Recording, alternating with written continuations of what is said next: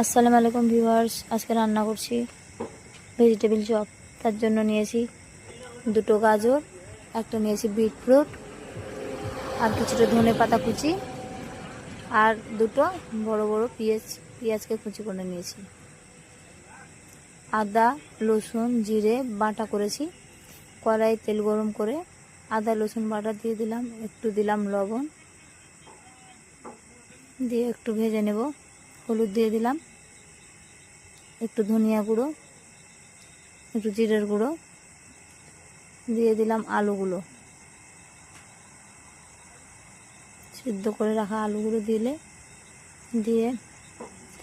দিয়ে দিলাম ভেজিটেবলসগুলো। এটাকে ভালো করে নাড়িয়ে নেব। একটু দেব ভিনেগার, এবার দেব গরম মশলা, দেব 1 চামচ চাট মশলা। ভালো করে মিক্স করে নেব। নামিয়ে ঠান্ডা করে নিয়েছি। এবার বানিয়ে নেব ভেজিটেবিল চপ। তার জন্য ভেজিটেবিলকে হাতে করে নিয়ে লম্বা আকারে শেপ দিয়ে কর্নফ্লাওয়ারে একবার ডুবিয়ে ব্রেড গামে কোট করে নেব। কড়াইয়ে তেল গরম করেছি।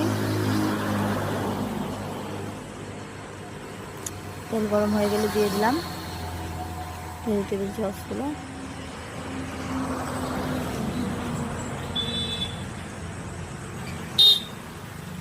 ভেজে নেব। দেখুন কেমন মুচমুচে হয়েছে। এরকমভাবে সবকটা ভেজে নেব। দেখুন কত সুন্দর হয়েছে। দোকান থেকে অনেক মজা লাগে খেতে।